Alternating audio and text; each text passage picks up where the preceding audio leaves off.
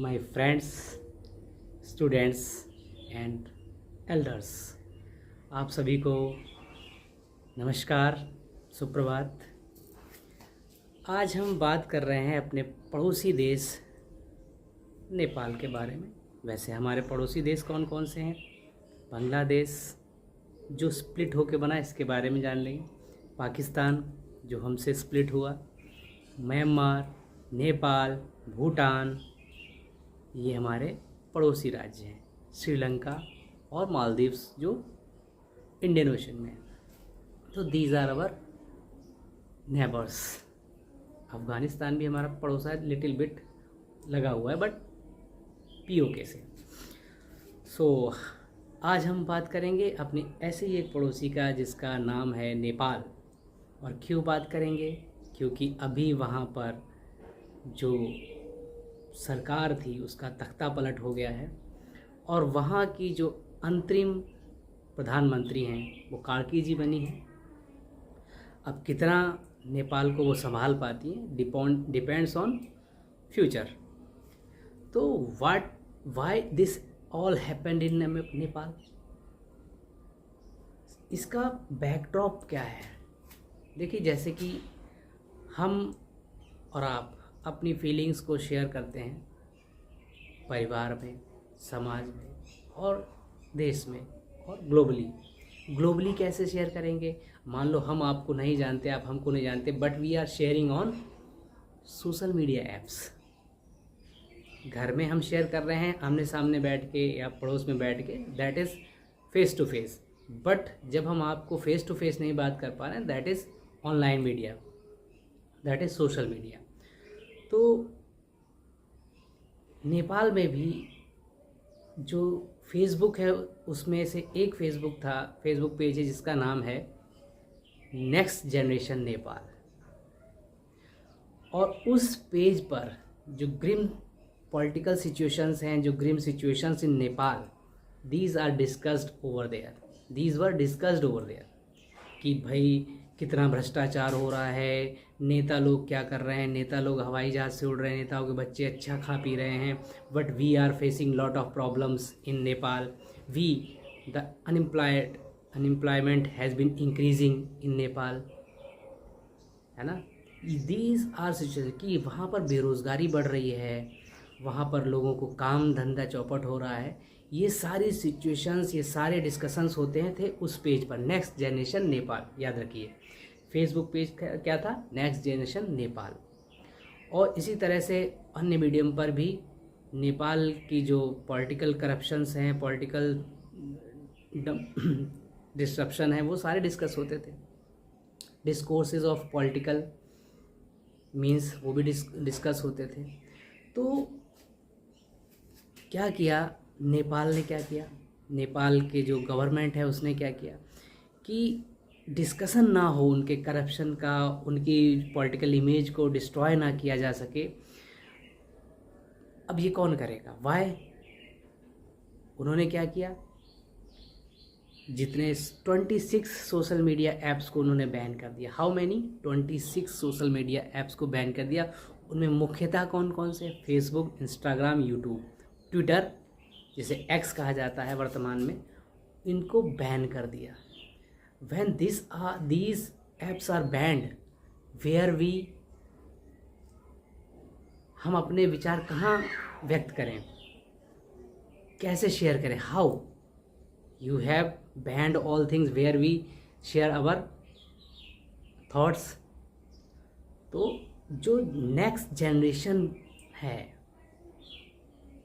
Page, वो भी ban हो गया जब फेसबुक बैन हो गया। तो जेन जेड जिसे कहा जाता है, जूमर्स भी कहते हैं, और डिजिटल एरा जनरेशन, भाई कहा जाता है 1997 से 2012 में जो भी जनरेशन बॉर्न हुई है अमेरिका में, दैट इज़ नेक्स्ट जनरेशन। और इसी दौरान इंटरनेट आया, है ना। This the period where internet in India and Nepal and neighbouring countries are arises. और इस दौरान जो भी जनरेशन बॉर्न हुई, पैदा हुई, उसको हमने क्या कह दिया? नेक्स्ट जनरेशन, या कह सकते हो जूमर्स, डिजिटल एरा जनरेशन और जेन जेड जो कि व्हाट इज़ जेन जेड?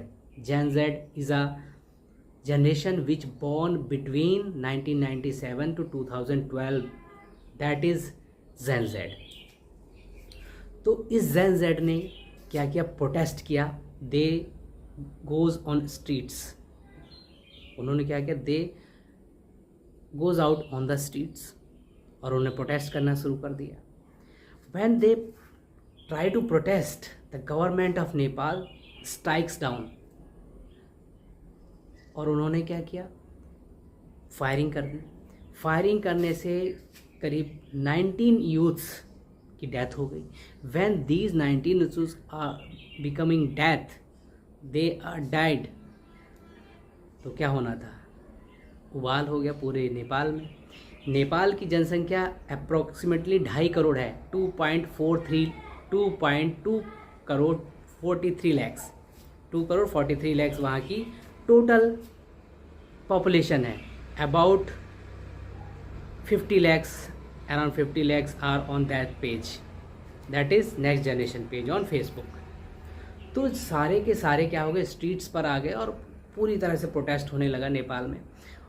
फिर नेपाल में क्या हुआ कि उन्होंने, जैसा कि आप जानते हैं बास्टाइल फॉल इन फ्रांस, अगर आप पढ़े होंगे, फ्रांस का जो फ्रांस की क्रांति है उसमें बास्टाइल फॉल जो कि 14 जुलाई 1789 में हुआ था, उसमें क्या हुआ था? लोगों ने जो बास्टाइल पैलेस है जहाँ पर लोगों को नज़रबंद किया जाता था, तो पैलेस था वहाँ पर, फिर उसे प्रिजन बना दिया गया बास्टाइल में।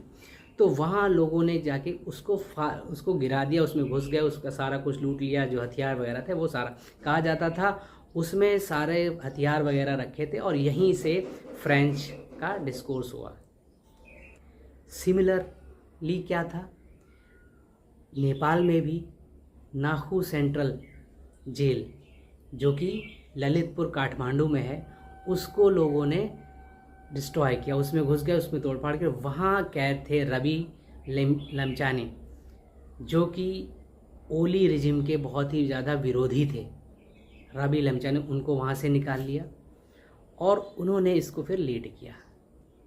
तो फिर क्या हुआ? जितने भी मंत्री संतरी पॉलिटिशियंस थे करंटली और पीरियडिकल पहले के, उन सभी को जनता ने, पब्लिक यूथ ने, स्पेशली यूथ ने बहुत ही बुरी तरह से उनको टारगेट किया, उनको ह्यूमिलिएट किया, स्ट्रिप डाउन किया, कपड़े उतार दिए, बहुत सारे उनके साथ किया। That is not good, but it has happened in Nepal. ये नेपाल में हुआ। मीडिया हाउसेस को जला दिया गया, वहाँ की संसद को जला दिया गया। Everything has been destroyed by the youths just because they are unemployed. बेरोज़गार यूथ बहुत ही ख़तरनाक हो जाता है। He has nothing to lose, और उसने ये कदम उठाए। They strip down finance minister of Nepal. तो all politicians are very humiliated by these youths. That is not good. I think so. What you think? That's you. And government should think about it. Why it has happened? Because the corruption becomes higher and higher in Nepal, and youth becomes unemployed day by day. तो ये सारा जो चीज़ें हैं, ये depends on the situation of economy. Economical power मजबूती देता है, स्टेबिलिटी देता है किसी भी देश को, किसी भी राज्य को, किसी इवन यहाँ तक कि किसी भी इंडिविजुअल को भी ये स्टेबिलिटी देता है। कौन? Economic power. अगर इकोनॉमिकली आप स्टेबल हैं तो आपको सभी लाइक करते हैं। मोस्टली ये हैपन, 99% ये केसेस होते हैं। अब जैसे मैंने कहा, रिलेशन डिपेंड्स ऑन इकोनॉमी और रिलेशन डिपेंड्स ऑन इंटरेस्ट। कोई भी रिलेशन है वो इंटरेस्ट पे डिपेंड करता है या इकोनॉमी पे डिपेंड करता है। These are the facts. इससे आप बिल्कुल ही ना नहीं कर सकते। किसी का इंटरेस्ट आपसे है तभी वो आपसे रिश्ता रखेगा, या कि आप इकोनॉमिकली सुपीरियर हैं तो वो आपसे। ये 99% केसेस में, नॉट 100%, 99 का current situation. This is a grim situation all over the world. Economically establish होना पड़ता है किसी भी देश को। और इकोनॉमिकली कैसे इस्टेब्लिश होगी? आप वहाँ करप्शन कम करिए, वहाँ एम्प्लॉयमेंट जनरेट करिए, यूथ को बेटर एजुकेशन दीजिए, यूथ को सही दिशा दीजिए। अगर यूथ एम्प्लॉयड होगा तो वो इन सब चीज़ों में पार्टिसिपेट नहीं करेगा, और जब अनएम्प्लॉयड यूथ है तो वो इसी तरह के जलसों में, दुनियादारी में भाग लेगा, और जिससे कि किसी भी देश की शांति भंग हो सकती है। तो youth is a main factor, उसको काम पर लगाइए, रोज़गार दीजिए। यही नेपाल को करना था, but the government has been failed to provide an employment to the youths, और उनको सही डायरेक्शन देने में भी फेल हुआ। और जैसे कि अब हम बात करते हैं नेपाल की डेमोक्रेटिक स्थिति की, तो नेपाल जो हमारी और नेपाल की जो संधि है, ट्रीटी है, वो ट्रीटी ऑफ सुगौली कहा जाता है। वो 1814 में हुई थी, जिसके अबाउट हम बात कर चुके हैं। ये आपको नहीं पता तो उसको याद कर लीजिए, नोट कर लीजिए, उसको पढ़िएगा। ट्रीटी ऑफ सुगौली जो 1814 से 15 के बीच हुई थी, हमारे मतलब उस समय ब्रिटिश इंडिया और नेपाल के बीच हुई थी। उसी के दौरान वहाँ पर बॉर्डर इश्यूज़ सॉल्व किए गए थे नेपाल के साथ, जैसे कि line of actual control McMahon line से डिसाइड किया गया था चाइना के साथ, और जो हमारी पाकिस्तान के साथ है वो कौन सी लाइन है, अफ़गानिस्तान, पाकिस्तान, ये सारी जो इनके साथ हम बॉर्डर इश्यूज़ हैं उनको आपको याद रखना है। तो नेपाल में 1951 में जो रानाज जिन्हें कह सकते हैं, Ranas are the monarchy based system था वहाँ पर 1951 तक। उसके बाद रानाज थे, उसके बाद राणा थे, उसके बाद वो सिचुएशन बदली, स्टेप डाउन हुआ। 1961 में एक गवर्नमेंट टाइप का शुरू हुआ, किंग महेंद्र आए थे, उन्होंने कहा कि भाई पार्टी सिस्टम शुरू हुआ है, but under the regime of king, ठीक है, 1961। उसके बाद 1996 में क्या हुआ, एक बहुत ही बड़ा आंदोलन हुआ, जो कि कह सकते हो कि आदिवासियों का आंदोलन था, और वो करीब 10 साल तक चला, 1996 से 2006 तक। और फिर उसके बाद 2008 में डेमोक्रेटिक सिचुएशन आई, ठीक है। पहले राणा थे, फिर पंचायत लेवल पे आया, फिर सेल्फ गवर्नमेंट पे आया, फिर एक 1996 में बहुत ही बड़ा मूवमेंट चलाया गया, और वो लगभग एक दशक तक चला, 10 इयर्स, और 2008 में वो हुआ, और पुष्कर दहल कह सकते हो या प्रचंड जी कह सकते हो, वो वहाँ के पीएम बने। और 2015 में डेमोक्रेटिक सरकार चुनी, कॉन्स्टिट्यूशन इस्टेब्लिश हुआ, और केपी शर्मा ओली जी प्रधानमंत्री बने वहाँ के डेमोक्रेटिक रिपब्लिक के और कॉन्स्टिट्यूशन बेस्ड नेपाल के, ठीक है। 2015 में कॉन्स्टिट्यूशन अडेप्ट हुआ नेपाल में, और केपी शर्मा ओली जी जो कि करंटली भाग गए हैं नेपाल से या कहीं छुप गए हैं, they are under the cover of army, वो बनाए गए। और उसके बाद 3 बार वो बने, 2024 में बने, और अब वो भागते हुए नज़र आ रहे हैं, क्योंकि नेपाल में ये डेमोक्रेटिक जो चेंजेस हैं बहुत ही तेज़ी से होते रहे हैं। तो वहाँ इस्टेब्लिश गवर्नमेंट ज़्यादा दिन नहीं रही है, तो इसी वजह से वहाँ पर करप्शन भी हाई लेवल पर हो गया। तो यूथ एक मेन फैक्टर होता है किसी भी कंट्री का। सो चाहे कोई भी देश हो, अपने यूथ को उसको एम्प्लॉयमेंट देना चाहिए, जिससे कि और उनको सही दिशा में, डायरेक्शन में, उनको एक कहते हैं ना, अच्छी एजुकेशन दें, अच्छा स्वास्थ्य दें, और बेटर अपॉर्चुनिटीज़ ऑफ एम्प्लॉयमेंट दें। तो ये जो यूथ है वो सही डायरेक्शन में चलेगा। अब हम स्टेप बाय स्टेप नेपाल के कैटपल्ट को समझेंगे, नेपाल क्राइसिस को समझेंगे, वन बाय स्टेप। सबसे पहले नेपाल में क्या हुआ, नेपाल में सबसे इम्पोर्टेंट जेन जेड क्या है, वो जनरेशन जो 1997 से लेके 2012 तक पैदा हुई है, उसको जेन जेड कहा गया। इसको जूमर्स भी कहते हैं और डिजिटल जनरेशन भी कहते हैं। क्यों? क्योंकि ये जनरेशन उस दौर में पैदा हुई जब इंटरनेट का एरा है, ठीक है, डिजिटल एरा है।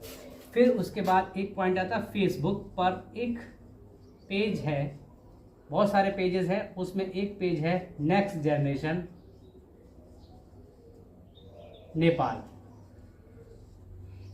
ये पेज इंपॉर्टेंट क्यों? क्योंकि इस पेज पर ही सभी लोग, जितना भी अनएम्प्लॉयड पर्सन है या जितने भी बेरोज़गार व्यक्ति हैं या जो भी सरकार से परेशान है, वो अपनी व्यथा यहाँ व्यक्त करते थे। और जो भी ये पेज जो भी करप्शन हो रहे हैं सरकार में, वो भी यहाँ पर उजागर करता था, जिससे कि बहुत सारे लोग इससे जुड़ते गए।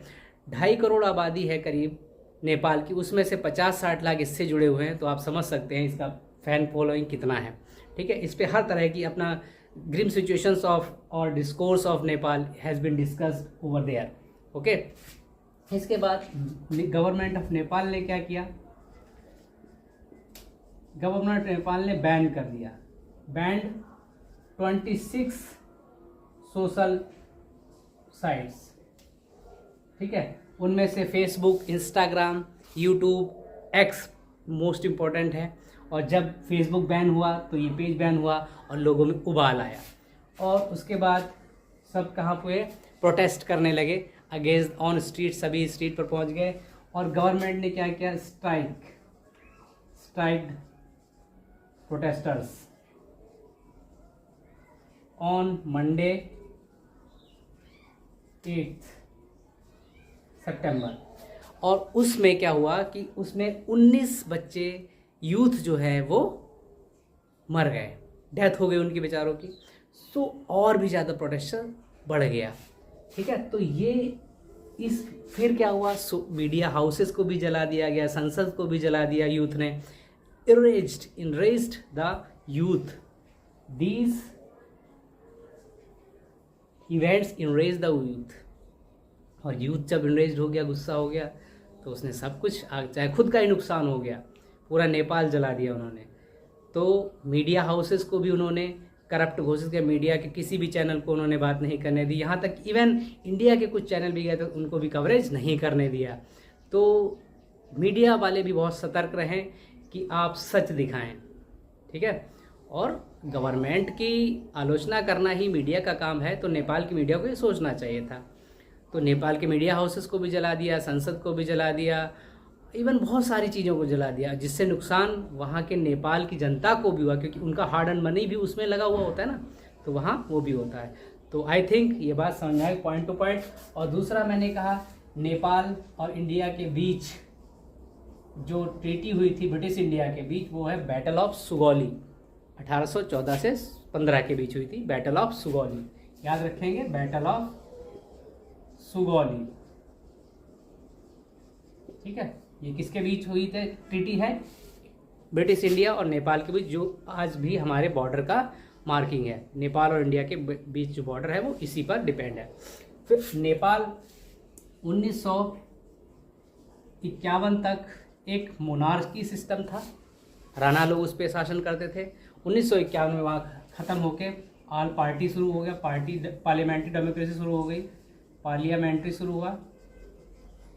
फिर 1961 में पंचायत सिस्टम शुरू हुआ, पंचायत, जिसमें पार्लियामेंट्री पार्टीज़ पर बैन लगा के पंचायत, मतलब सेंट्रल गवर्नमेंट एक तरह से पंचायत गवर्नमेंट शुरू करी। फिर 1990 में वीरेंद्र सिंह जी ने क्या किया? ये पार्टीज़ पर बैन हटा दिया और डेमोक्रेसी शुरू की। ठीक है, पार्लियामेंट फिर से शुरू किया वीरेंद्र ने।